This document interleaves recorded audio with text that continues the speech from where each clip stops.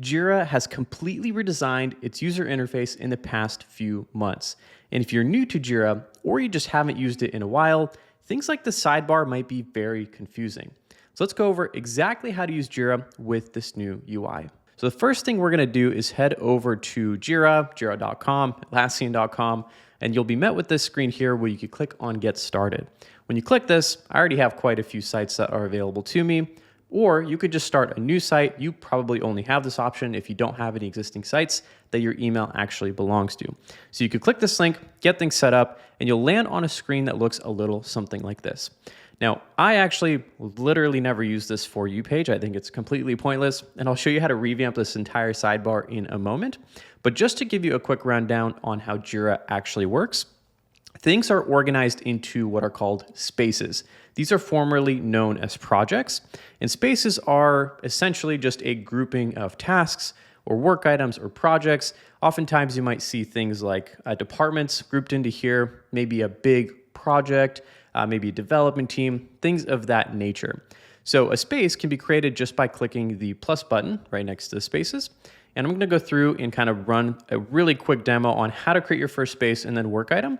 And then I'll come back to some of the nuances between these spaces and what you should and should not be doing here. So I'll click on the Jira product at the bottom. I kind of like to just skip the templates altogether. They're a little bit confusing, to be honest. We'll click blank space.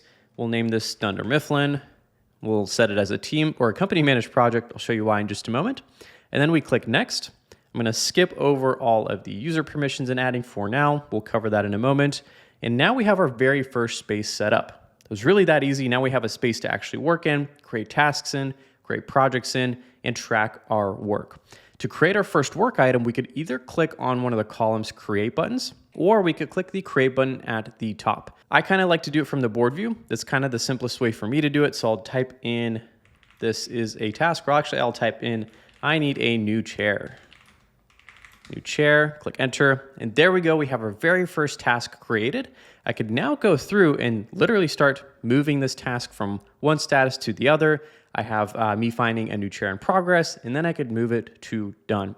So it's really as simple as this to start using Jira. There's not much complication here. It's not overly complicated like you might have been told. There are a lot of things you can dive in and start doing that are more nuanced, a little bit deeper, but to get started, it really is this simple. Now, before I dive into how to actually create the right spaces for your use cases, I want to show you how to clean up the sidebar on the left. And the reason I'm going to do this is because a lot of times, a lot of the stuff is just never used, and there's things in here that you probably never need to see.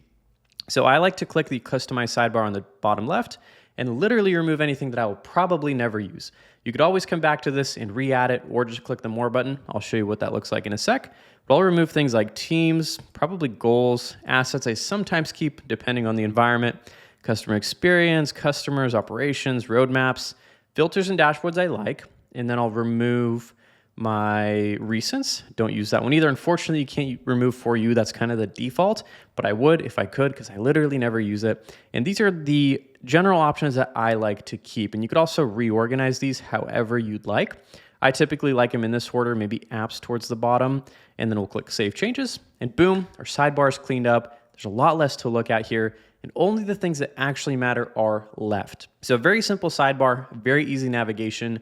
At the very top, we have the For You. Again, I don't use this. We have the Starred, which is great to kind of find things very quickly. For example, this Dunder Mifflin space, I do want to star this, so I'll click the three dots next to it and click Add to Starred. Now it's going to be a space that I can easily find whenever I am looking for it. And then we have things like plans, dashboards, filters, apps. I'll cover these in just a moment. Some of these are going to be a lot more in depth and have other videos, so check those out if you're interested in them. But for now, I'm just going to cover exactly how to create the right spaces for your use cases. So in this scenario, we have a simple board for tracking our tasks. But there's a couple of ways we can actually use Jira. And most famously, we can actually use it for software development, as a lot of people know. So I'm going to cover the different project types you should be using because there's more than one. And the version or the project type, I guess it's the team managed projects and why you should really never ever be using those. And I'll show you a little visual to kind of illustrate what that looks like. Real quick, if you're running a 10 to 200 person team and you're trying to set this up by yourself, the hardest part really isn't the configuration. It's getting your team to actually use what you built. After implementing Jira over 200 times myself, that's the pattern that I see every single time.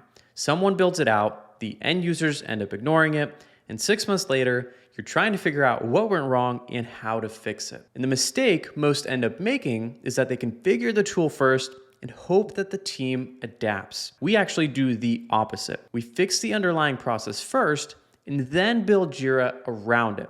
That's why it ends up sticking. Because we're so hands-on, we operate on a wait list, and our next kickoffs are 4 to 6 weeks out. And if you want to implement Jira so that it actually gets utilized, click the first link in the description.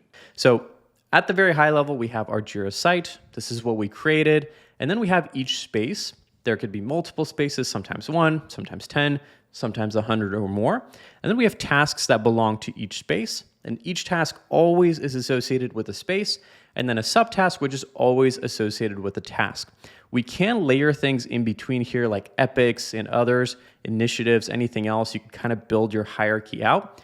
But on a very, very simple level, this is essentially Jira. We have a site, we have a space, we track tasks and projects in our space, and we break those tasks into smaller chunks if we need to with subtasks. So let's go back to our project creation screen. As I mentioned, I pretty much skip over all of these categories because they're kind of pre-built templates with things you most of the time don't really need.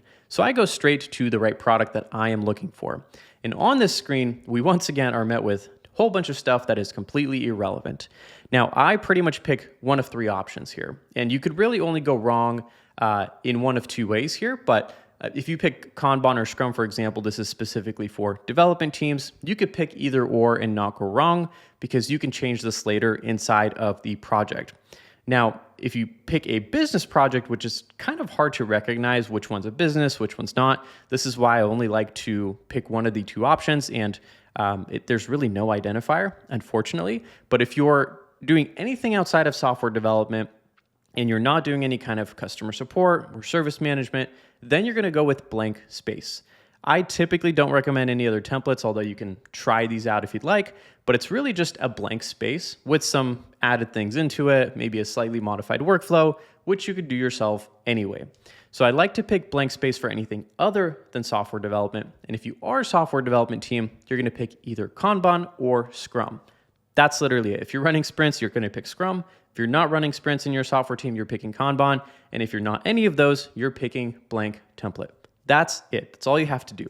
Now, the reason we never want to select team managed projects, this is a big kind of friction point for a lot of companies when we come in to actually help implement Jira, to help revamp Jira, create better systems and processes. Team managed are a little bit more limited in features, although they are a little bit easier to manage on the back end.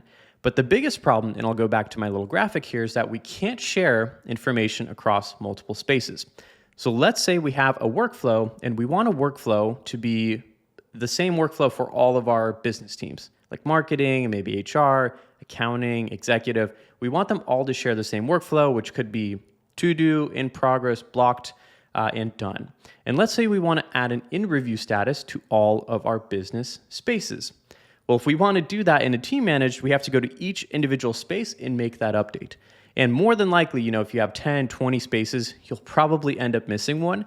A lot of companies we work with have hundreds of spaces, and it's just not a scalable solution because if you miss one and then you're running reporting weeks later about, an in-review status that isn't added to several projects or spaces, your reporting is going to break. So these limited features and the lack of being able to share different workflows and configurations on the back end make these non-scalable and pretty much just choke you down and don't allow your company to grow, and eventually they need to be migrated. And the migration process isn't quite as easy as a toggle. You have to recreate the full space, run a full migration. So save yourself some headache and just start with the company managed project and do not use the team managed. Again, they are a touch harder to set up, but once they are running, you'll be good to go, and you'll never have to worry about kind of the scalability piece of the team managed projects. So once we have our space created, looks like I'm missing some, there we go, some of my views at the top. We can go ahead and just start using this as our typical project management, task tracking, software development type boards. Before I dive into the work item, I want to show you some of the views. These views are pretty much just different ways of displaying information. So in this view, I have my statuses as columns. I could also group by other things if I'd like. Then we have things like a list view, which is really great for hierarchies. I'll show you in a second. We have calendar views, which we could drag in and add things to the calendar, add start dates, end dates, etc. Same thing with the timeline. I prefer to use the timeline personally. And then the rest of these can be useful like forms, although I tend not to use most of these. These are going to be the primary views that I do end up using. So I'll actually go through and remove a whole bunch of these. That way they're never in my view, just like my sidebar. And once I get these cleaned up, things look very simple, straightforward, and easy to use. So I'll get literally all of this removed. And now when I open the space, it's very simple for me to just jump into the board, see a list view if I need to, see a timeline if I need to, and it's easy to navigate, and it doesn't just overbear me with all of the options that are actually available, which is kind of the nice thing about Jira, but also does create some friction, but it's nice that we can remove them and remove that complexity from Jira if we need to. Now we have all of our different views set up. We could jump into our work item, and our work item is just gonna have more context within it that we can reference. So we could start adding a description. I could add things like bolds in here, and it's nice and rich text. I could add dividers. If you've ever used Confluence, it's a very similar experience. I could add italics, and a whole bunch of other things. So very cool. You could kind of go crazy here and set this up in any way you like. You could upload attachments. You could add subtasks. For example, I need to figure out what chair should I buy? And then I need to actually purchase the chair. And now we've broken out a larger piece of work into smaller subtasks. And this is why the list view is so great, because we see this rolled up into one work item here. But in the list view, it actually just consolidates all of this. If I refresh, and then I can expand it to see all of the subtasks related to it. So really just kind of chunks your work up into one general area. There's also grouping you could have with this, which is really great. You could group by status and category and a whole bunch of other things. And then on the timeline view, it does the same thing. It chunks up the work into one kind of general hierarchy. And I could go through and add a start date here, and then I could add our subtasks down below and start to organize our work into more of a Gantt chart view. So it's really as simple as that to get started and use Jira. You could go in and fill out your description. Down here, we have all of our activity. You could add comments, collaborate with others. On the right side, we essentially just have more context and fields within the work item, things like priorities and due dates, as we saw earlier. Assignees, I could go in and assign this to myself, and we could actually track our work directly within Jira.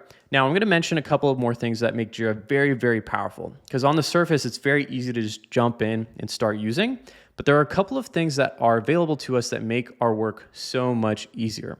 And one of those things is automation. So literally anything that you do in Jira, when it comes to a manual action, you could pretty much do it with automation. And I'll show you via a template example here.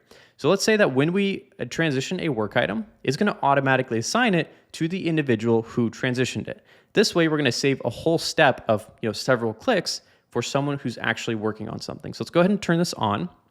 And once this rule is turned on, I just picked a template, but you could go through and pretty much add actions, conditions, branches, and really make this very, very powerful. I've seen a lot of companies run like full onboardings here, offboardings, any kind of templated processes. A lot of things can be done here. So let's go ahead and add a test work item, and then I'll grab this and move it to in progress, and it should assign it to me directly. So there we go. It just assigned it to me, and now I could even go in the history log and see that an automation ran and assigned the work item to me. Super, super cool. Saves us a lot of time, and you could automate a ton of stuff in here directly. Now, the last thing I want to show you that is very powerful are apps and extensions. This is kind of very similar to your iPhone, right? You have your iPhone, and there's a lot of things you could do. You could call, you could text, browse the web, but there's a lot of things that you need apps for to extend the functionality of your phone. And Jira is exactly the same way. We could go to explore all of our apps, and there are thousands of apps from app developers that expand the functionality of Jira, including a lot of integrations like Todoist, for example. I could search that, find an integration. If I want an Azure integration, there's those options. So literally anything you could think of in terms of integrations, expanded functionality, capabilities, it can do that. For example, if I want like a simple checklist app, if I don't want to use subtasks, which are a little bit heavier, there's a ton of checklist functionality here. And I'll give you a quick hack. If you search for Power Tools, this is actually the best app that you can download because it has a bunch of features rolled into one.